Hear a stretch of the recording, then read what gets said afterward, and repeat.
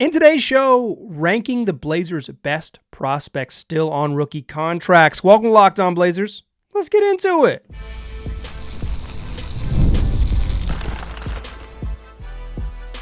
You are Locked On Trailblazers, your daily Portland Trailblazers podcast, part of the Locked On Podcast Network. Your team every day. What's up, world? It's your past first point guard and Trailblazers reporter, Mike Richmond. You're listening to another episode of Locked On Blazers, part of the Locked On Podcast Network, available wherever you get podcasts and also on YouTube. Thanks for making this show your first listen. Coming at you 3 days a week for all of August. We've reached the end of August, so we're 2 more weeks left. The next 2 weeks of September, we're going to be 3 days a week, and then we'll be back to 5 days a week as the season gets a little bit closer and we get rolling. Locked On Blazers, your team every day. Make it your first listen. In today's show, inspired by one conversation I had personally and another conversation I overheard on another basketball podcast in August, I want to talk about the Blazers' best prospects.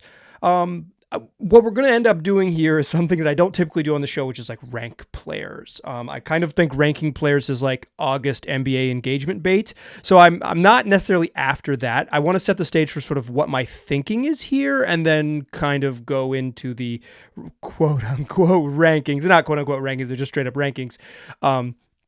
With a little bit of the stage set. So what we're going to talk about today is the best players on rookie, still on their first contract. So it's not every young player on the roster. Obviously, we're not going to talk about Denny Avdia because he's beginning his second contract. We're talking about players still on their first contracts and ranking the Blazers, the 8 players that are still on their rookie deals for the Blazers and who I think are sort of the likeliest to become high-end starters in the league. But before we get to that, I want to tell you where this topic was inspired from, because I think that's key here. I was on Locked On Fantasy Basketball with Josh Lloyd. It's a freaking terrific podcast. Josh does such a good job. I earnestly believe he's the best fantasy basketball analyst anywhere. He really, really does a great job, and he follows the league very, very closely. He's one of the people that covers the league nationally that I know watches just so much dang basketball. He is not dropping in, right? Like he is really over it and watching just a cajillion games every day. That's why he's really good at it. And I was on a show and I did the Blazers team preview. And in the team preview, Josh kind of said in passing early in the show that he believed that Scoot Henderson was the Blazers' best prospect and it was, and like kind of without a doubt. And then later in the show, he said, Mike, it seems like after talking to you for a little bit, you maybe don't agree with that. What do you think? And I said, I kind of think it's still Shaedon Sharpe. I think Sharpe has the highest upside, but I get where you're coming from to some extent, or at least I don't think it's like such a stark contrast that you would say like, oh, you're totally wrong. But I disagree with that, right? Like I don't view Scoot, or I didn't view, and probably still don't view Scoot as the Blazers' top prospect. I said, oh, that's curious, and I think it's really healthy to listen to people who have differing views and like who you trust and are smart and intelligent, but they like disagree with you. And it's like, you can learn a lot that way. Like having someone push back on your beliefs is probably the best way to learn, particularly when you're kind of just talking about the like amorphous idea of who is good at basketball, right? Like sharing those opinions, I think is really valuable. And then I was listening to Sam Vecenie's podcast, Game 3 with Sam Vecenie and his co-host, Coach Bryce, and they did their ranking 24 players under 24 in the league. August is like ranking time, right? This kind of where this is a sort of, I'm in some ways borrowing that format for today's show. And I'm listening to it, and in the sort of the preamble, honorable mention type of spots, Sam Vecenie mentions that Shaedon Sharpe is like in his 30 and above range, like somewhere in the 40 to 35 or something like that, but outside of the top 24 players under 24.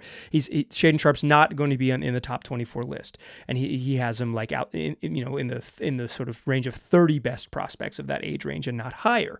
And I was like, oh, I'm very surprised to learn that. And my assumption when I heard that was like, wow, the Blazers aren't going to have any players in the 24 players under 24.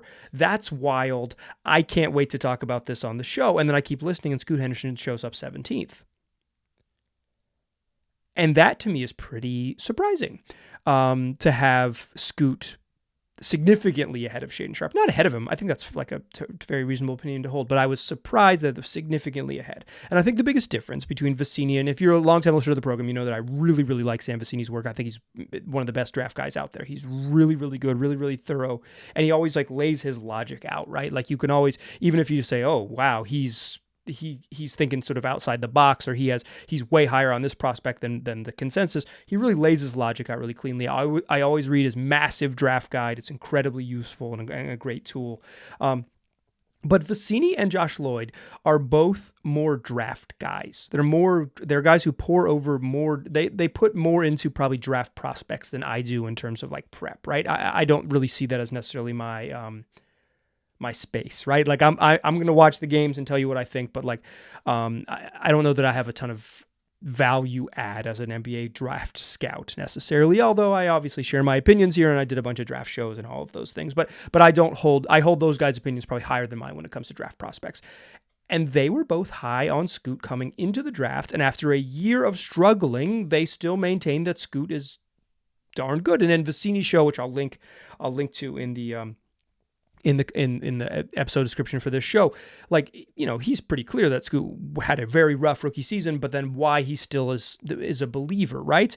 And I'll talk about more Scoot at the end of the show a little bit here, but this kind of got me thinking. I don't share that opinion, right? Like I happen to hold a different opinion of this situation, but it kind of challenged me. It's like, okay, well, how do you rank all of the players? How do you rank all of the youngsters? And what do you value in terms of young players and what they're going to become? I think also this is in some ways a case of proximity. When you do this and you like really narrow in, right? Like my sphere is very small. Vecini and Lloyd cover the league very broadly. They try to cover, you know, they're covering draft prospects. Josh is covering every game, doing game recap shows, watching like, you know, hours and hours of games every night, and he has the bandwidth to you know, watch every game very closely. I kind of have to be narrow in my scope, right? And I watch the Blazers and I think about the Blazers and I'm attending, you know, media stuff, and like perhaps proximity sometimes gets you a little too close, and you can get a little, you can start missing the forest for the trees, and the other way around, the trees for the forest, right? You can just get a little bit, the proximity can hurt you. But I think in some ways, it is curious that the sort of general consensus among, I think, media members who cover the Blazers and most of my Blazer fan friends I talk to are higher on Shaden Sharp, that's proximity, than they are on Scoot Henderson, which is also a proximity thing, because maybe seeing up close and seeing all of the warts made you feel a little bit worse without seeing maybe the breadth of all the other prospects across the league, all the other youngsters across the league. I don't think Scoot is cooked after year one. I don't mean to imply that, but Scoot's rookie season gave me more pause than I would have liked about his sort of overall NBA prospects. And with that in mind, and with those two opinions of people that I really respect and hold in high regard, different from my own, I said, okay, I'm going to set out to rank the Blazers' best prospects. And how I'm going to do it is just the guys on rookie scale contracts, or on their, I think the better way to say this is on their first contract, not guys who have signed second deals. So there's 8 players that are in this criteria. I'm going to rank all 8. That's what we're going to do in the rest of the show, starting with 8, 7, 6, and 5. Join me in that second segment, won't ya? Let's get to ranking. First, though, I want to tell you that today's show is brought to you by FanDuel. You've heard me talk about FanDuel a whole bunch. It's America's #1 sportsbook. Well, I got something a little bit different for you. Right now, through September 22nd, all FanDuel customers can bet $5 and get a 3-week free trial of NFL Sunday Ticket from YouTube and YouTube TV. The NFL season, you're listening to Friday, August 30th, the show, and the NFL season starts next week, September 4th. That means if you make a $5 bet on FanDuel, you can get a 3-week free trial of NFL Sunday Ticket from YouTube and YouTube TV. And so if you have a YouTube TV account, this could be a great option for you if you're thinking about switching cable providers, because the Blazers are also going to make it easier for you to watch their games.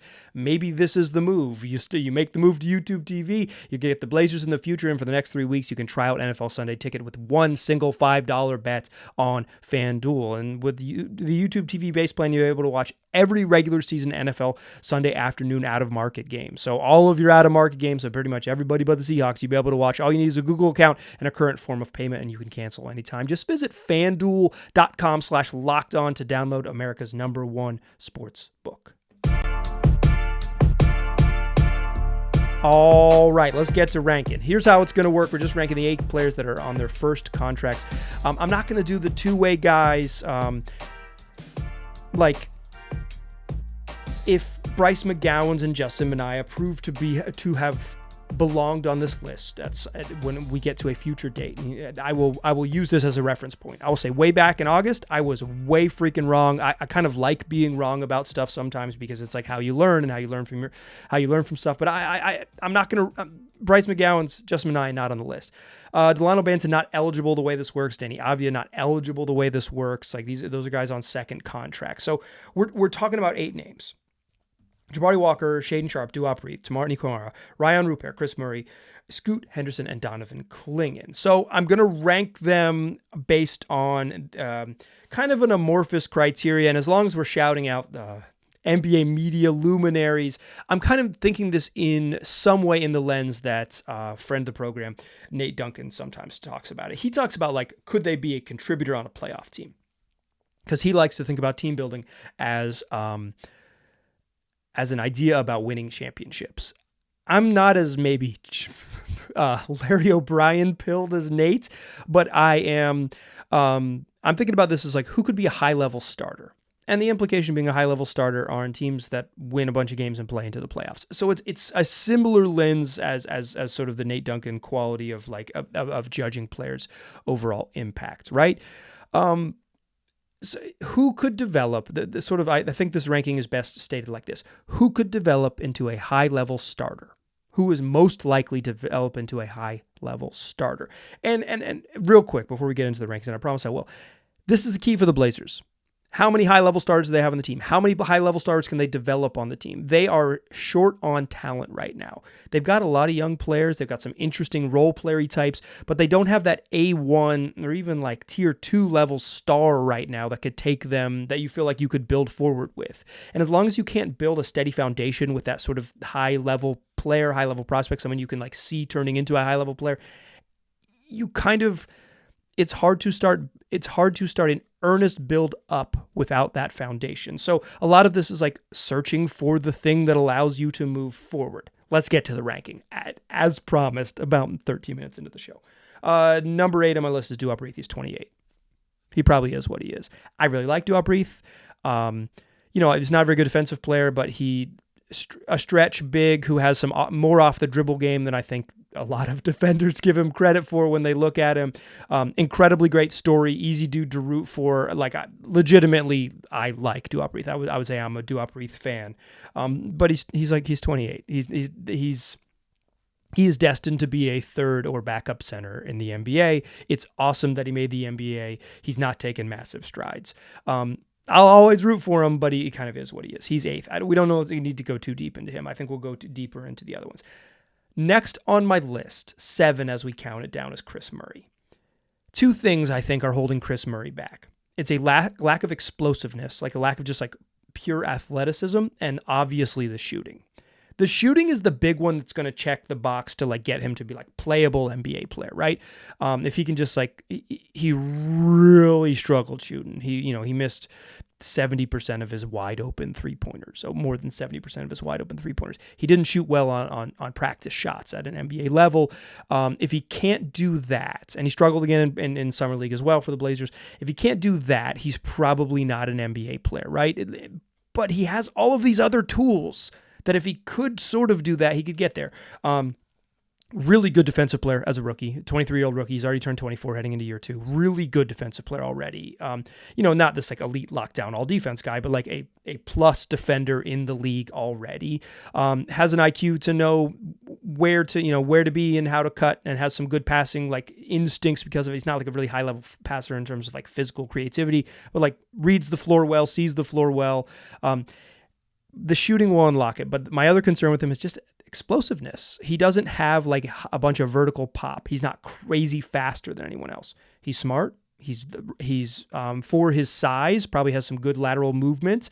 I think he can guard a bunch of positions. He wants to play on defense, but the lack of explosive athleticism and the lack of shooting make me think that his path is real narrow. Is his path to being like an NBA player that narrow? No, I think is actually relatively straightforward. It's the like high end starter. He has a narrow path to walk because he has to bring a lot on offense to get himself to be a playable, like a starter level player. But he's got some, like, the defense is there. The defense is very close to being really, really helpful. He's one of the better defensive rookies in the league last year. Pretty underrated on that end. Probably outside. This is a proximity thing. I think inside, maybe he's overrated. Outside of Blazerland, probably underrated. He's 7. 6 for me is Rayan Rupert. I really debated between Murray and Rupert on this list. I kind of think this is kind of why I think player ranking is stupid. What's the difference between them in the end? And like, if you think Murray is way better than Rupert, that's fine. Like, sure, great.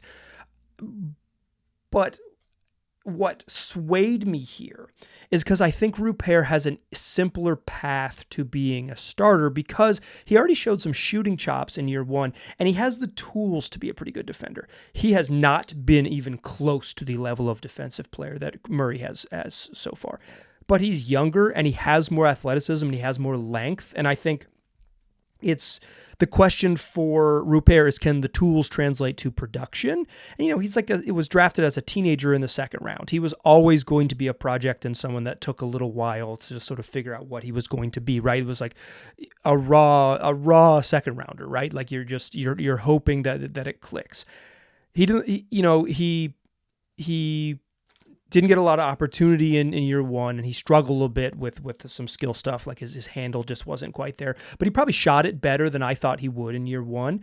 He'll probably have to become a little bit better ball handler to be a starter in the NBA, but that off-ball shooting stuff, that's a path to being a starter for someone like him. It's just, can he turn the tools that he has on defense into being a defensive player? I expect he'll play some G League minutes this year. I would suspect if you had to play a game tomorrow when you're the Portland Trailblazers, that Chris Murray would be ahead of Rayan Rupert in the pecking order if you're like, hey, we need positive minutes. But that's not exactly what this ranking is. This ranking isn't like who helps the most in September. It's who do I think is more likely to become like a high-level NBA starter. And I think Rupert is an edge, just a slight hair above Murray in my rankings. That's 8, that's 7, that's 6. Let's get to 5. Jabari Walker.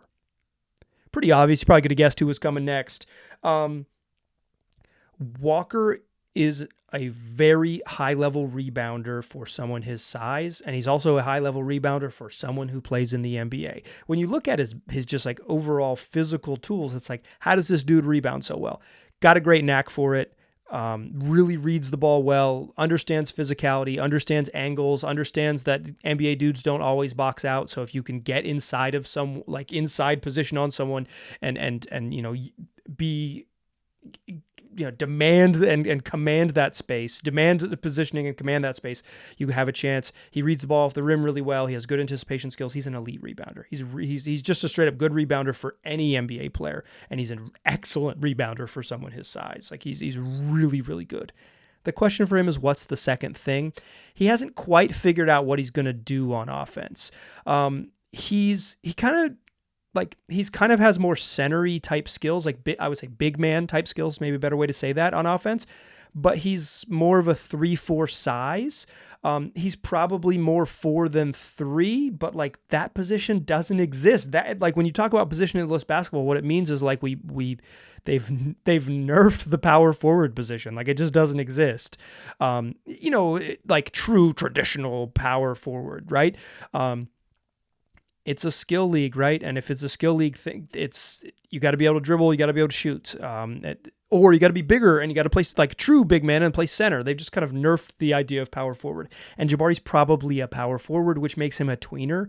I think he plays hard.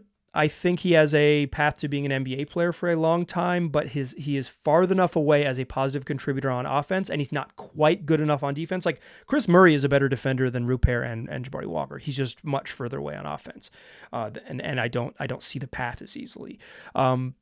Walker, I think, has a cleaner path to being like, a career 8th, 9th, 10th guy for a long time. It's just what we're ranking here is like chances to be a high-end starter. I'm not sure I see that. Jabari Walker, again, another dude who's easy to root for and fun to root for. It's just his overall physical profile, just because he's like, if he was 6'10", 6'11", he would play center. But he's like 6'8", 6'7", and some change. And he's got a tweener type position. If his shot improves, he's going to be okay. If the Blazers can get really creative and use him as a screener and a handoff guy, and so he can roll the rim and use some of his big man skills and use some of his sort of like passing and advantage situation skills, I think you could get more out of him. But we haven't seen that creativity, and Walker has some real limitations. Again, he's a below the rim guy. He's not like a crazy good athlete. Below the rim guy who's not much of a shooter yet. His path is hard to walk, but I think he has a skill that he can bank, which is bankable skill, which is rebounding. What's skill number 2? It was the question heading into year 2. It's still the question heading into year 3 for Jabari Walker. Okay, I got the final 4. You know who the 4 are if you follow the Portland Trail Blazers. Let's talk about Toumani Camara, Donovan Clingan, Shaedon Sharpe, and Scoot Henderson, all in that third segment. Join me there, won't ya? Still a pass first point guard. I'm still Mike Richmond. You're still listening to Locked On Blazers. Still ranking the Blazers' best prospects, guys on their first NBA contracts. Who has the best chance of becoming a high-end NBA starter? Number 4 is Toumani Camara. For me, it's just, does the shooting stick? He was a very good defender as a rookie. He's like Chris Murray. He's a little bit older. I think this is like...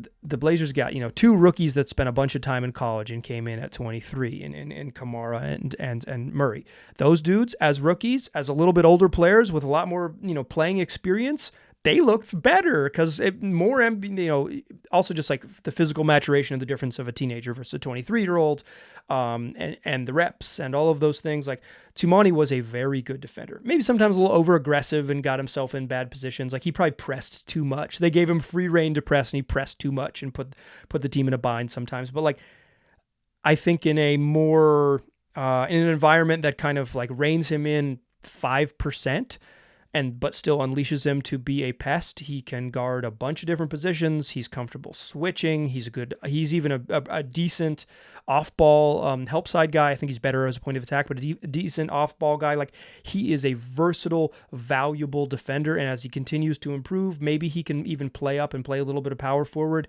And then you can play a bunch of different interesting lineups with him. But the question for him isn't really on defense. I'm comfortable with Toumani Camara being a long-term positive defender in the league. Is the shot real? That's the question. To begin the season, the shot was not real.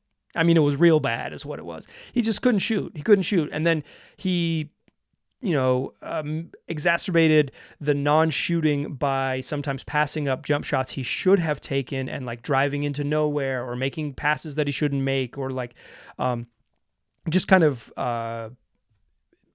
they kind of broke the decision making for him, right? The easy decision is, and the obvious one is shoot it, but because his confidence was a little bit shot, there was times in the season when he's just doing too much because he was like, okay, I'm going to make another decision. Well, that one's worse. But if you're head down, charging into the paint, turning the ball over, dribbling into nowhere, all these things, it's like that was a struggle for him early in the year.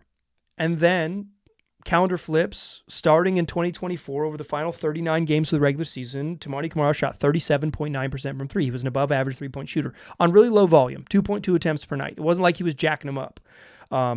He was shooting, 2.7 in the 2023 portion of the calendar. He shot a little bit less, like he shot about half an attempt less from 3, but he was taking all of the open ones and he started to hit them. Like his decision making was just better, and he shot 37.9% from 3. If if Toumani Camara is a 37% three-point shooter and the level of defender that he's been, he's an NBA player, and he's probably has an easy path to being an NBA starter. Like, he plays in a playoff rotation. Easy with that, right? Like, every team needs versatile defenders who can knock down shots.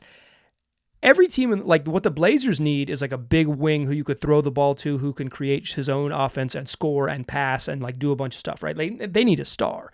But every team needs off-ball guys. So few dudes in the league get like the responsibility of primary shot creation, right? That's like, that is 1 to 2 dudes on every single team in the league. So it's not a long list. It's like 60 players in a league of 450. It is a very small portion of, and 60 might even be generous, right? Because I don't know if the Blazers have 2 of those guys. They sort of do, but not really. I don't think 2 is going to be that, but I think he has the. I think his blueprint is very simple. If the shooting sticks, he's probably an NBA starter. If the shooting doesn't stick, he's probably a deeper bench guy that you have to get creative with because he's not quite a shooter. That's 4. 3 is Donovan Clingan. I think in year 1, Clingan's going to be pretty bad on offense. I'm comfortable with that prediction. The question for me is, what eventually is his offensive impact? He can pass. How do they utilize him as a dribble handoff weapon? The name I keep thinking of when I keep thinking of Donovan Clingan on offense is Kevon Looney. And you may say that is insulting, dog. And I'll say this. Ethan Strauss, wrote for ESPN, now has his own private Substack. He wrote a story way back when about how comparing Kevon Looney to an aircraft carrier. And while he moved slow and he kind of just carried the faster jets into action, he was an incredibly important piece of the attack because he created the position that you needed to make those long-range attacks. And by that, he meant that dude was slow and they wouldn't guard him and they'd sag off way into the paint. And so he said, great, become a dribble handoff guy. They'd space him to the corner. He'd come up towards the top of the key. His man would sag way the heck off. He'd catch the ball and immediately run a dribble handoff with one of the best shooters in the world, Steph Curry or Klay Thompson, or at some point Kevin Durant. And his man is so far back in the paint because they're not worried about Kevon Looney that Kevon Looney setting a mean screen dribble handoff is a weapon. And I envision a world in which Donovan Clingan is that. Plus, he's a better passer than Looney. And I think he's going to be a pretty darn good defensive player. Maybe not right away. Donovan Clingan might have a challenging rookie season, right? Just because of the athleticism bump from college, the conditioning challenges. He didn't play a ton of minutes in college. Like, how much can he play at the NBA level against high level athletes? I think he's going to struggle on offense. But this isn't a ranking about who's going to be good this year. It's a ranking about the sort of who has the path to being a high-level starter. I think Clingan does because I think his defense is going to be valuable.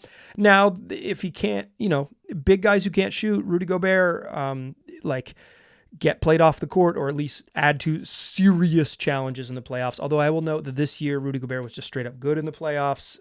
He had some bad moments, and one time he got cooked by Luka, but he was just straight up good in the playoffs. The numbers suggest that he was just actually very, very good in playoffs on both ends of the court. And he helped everyone in the way that he played. It just doesn't always feel that way. And certainly he's had times in the playoffs where he's just he adds some challenges because of his lack of versatility on defense, although I think the Jazz, both their scheme and their personnel, didn't do him any favors in some of those early bowouts for Utah. So certainly Clingan has some of that in him, right? That could be a path for him. But I have comfort in him being a high-level starter, although maybe you get to the Western Conference Finals at some point and Clingan is a challenge to play. But I'm comfortable with him at 3. 2 is Scoot. For me, he's still behind Shaedon Smart, despite what smart people who I respect say. Scoot's still 2 for me, and he's 2 for the big thing for me with Scoot is that coming into his NBA career, he was supposed to be a high level athlete. I kind of, even on this show, push back against him being the Russell Westbrook level of athlete. That's the top absolute greatest athletes you've ever seen play the game. But I thought he would be a step below that, and something like De'Aaron Fox, still a very athletic player who weaponized his quickness to be really special, even if he wasn't this crazy above the rim guy. I'm not sure we saw that from Scoot. I'm not sure we saw obviously the shooting was a big deal and some of the turnovers were a big deal, and everyone remembers that. But for me, the number to know, and I've said this a bunch of times on the podcast, I'm going to say it again, is 14. He dunked the ball 14 times in 62 games. That's about once every 4.5 games. That's one dunk a week. You know the shooting numbers. He really struggled to shoot the ball. According to Clean Glass, 46% inside 4 feet and 46% at the rim. Inside 4 feet is the way they do rim percentages at Clean the Glass. You know he struggles with his left hand, but one of the ways to say, okay, you don't have to take tough, Damian Lillard is a guy who goes left and finishes right all the time. He's really good at it, right? So it's not like you have to be a left hand, left side type of guy. It would certainly help Scoot a lot, but like one of the reasons that he's taking tougher layups and having to put a ton of English and move around and seemingly making shots harder and struggling with his touch around there is because he's not getting above the rim and finishing. For me, the question for Scoot is can he find a way to translate the high-level functional athleticism into the half-court game and into the game period, or can he find a way to play really fast but still make some decisions and utilize his top gear more? I don't think we saw Scoot play with like true top gear athleticism very much in year one. The last game that he played, he had a open court crazy dunk on Jeff Green against the Houston Rockets, and it was like, where was that? That was game 81. Where was that? If we see a bunch of that, which I still think we can, obviously, because Scoot is not a finished product, that changes it. But for me, that's like why I have him 2 on this list. My opinion on this has changed a little bit. Shaedon Sharpe's my number one prospect. I think he has the best path to being the highest. I think he remains the player with the highest ceiling on the roster. And here's why. Because I think he has the tools. He can score at all 3 levels, as a finisher, as a pull-up jump shooter in the mid-range, as a three-point shooter off the dribble, and as a catch-and-shoot guy. I think he has the frame to be a good defender. He has not been one in the league yet, but he's really young, and maybe he'll get there. Maybe he won't, but guys his size are typically easier to figure out what to do with on defense. Like even if they're not like plus defenders, they have a much easier path to being like neutral defenders. And if you're a neutral defender and a very good offensive player, you're just a really good player. And I think Shaedon Sharpe has that. The problem is that when we talk about, like, we've seen the flashes of Shaedon Sharpe at his best. We're talking about 15 games. And 15 games, 10 of which the Blazers were like super duper, ooper duper whooper tanking, and like winning didn't matter. And sometimes they were getting shelled, and Shaedon Sharpe was having a nice game and having even a nice efficient game, but they were getting shelled. And it's just like, it's a different calculation. And like 5 games in December, his sophomore season. The flashes have been bright, but they're not enough. The difference in good players and great players is consistency. The difference in bench players and starters is consistency. The difference in players who are in the league and out of the league is consistency. How often do you play at your best? And I think my question for Sharpe is, can he be assertive off script? I think when he's been given the ball and said, okay, you're the guy, go for it. You're the ball in hand primary creator. We need you to score. We've seen the best version of him. He's not always going to be that. And on team with with Scoot Henderson, he's probably not going to be that too much. And when he shares the court at the beginning of the season and the beginning of this year with Anthony Simons and with DeAndre Ayton and with Jeremy Grant, there's going to be veterans that are going to want to shoot and go get theirs. Can Shaedon Sharpe be assertive off script? And by that, I mean when the plays call isn't called for him, can he say, okay, I have an advantage, I'm just going to go? Or can he say, hey, this is my, in this possession, I'm going to get the ball here. I'm supposed to, attack or pass. Can he make that decision? I'm going to attack and draw and like create an advantage for myself and for my teammates. Can he be assertive off script? Because I think there were times last season when he just wasn't assertive. And Billups talked about it, where he's kind of like trying to call plays for Shaedon. Even then, Shaedon Sharpe's not taking advantage of all those. And it's like, in situations where he is, say, the secondary or tertiary option, can he still be as impactful and as useful offensively? I think he has the tools to be a guy who scores in a lot of different ways and has a lot of tools to be very good on offense. Can he translate those tools into consistent production? Can the highs that we've seen get there? I think they can. I don't know if he's like all-star future all-star, but he certainly has the potential to be a very, very, very good player. The question for him in some ways is whether he has the mentality to be consistently assertive and get to and maximize his gifts, and kind of what that looks like in both within the offense and within just like the randomness of basketball. Because a lot of times, you'll run a play and it doesn't work. Okay, we're getting to our secondary action. That didn't work either. Okay, there's 9 on the clock. We're going to swing it over to the other side, and what are you going to do? And in those what are you going to do moments, can Sharp be the best version of himself? Or in those in-betweens, can he be the best version of himself? Can he tap into his gifts? Here's where I've landed, though, on the Scoot Sharp thing. And I don't think they need to be pitted against each other, right? What the Blazers need to do is find out how good those dudes can be, how good those dudes can be together, how good those guys are apart. Do they fit really well together? It seems like they might, but what does it look like? They just didn't play very much in year one. Like, they basically didn't play together in Scoot's lone season in the league. What does it look like together? How do they help each other? What ways do they play off each other? But for me, I think Sharp remains, in my opinion, the guy with the highest ceiling on the roster. But I see Scoot as someone who has a wider array of positive outcomes because of Scoot's feel as a passer, because of, I think, his handle and his feel for getting teammates open. He's really good at just making simple reads. Like, he throws some flashy passes, but what Scoot does really well is simple reads. One dribble, see the defense, kick to the wing.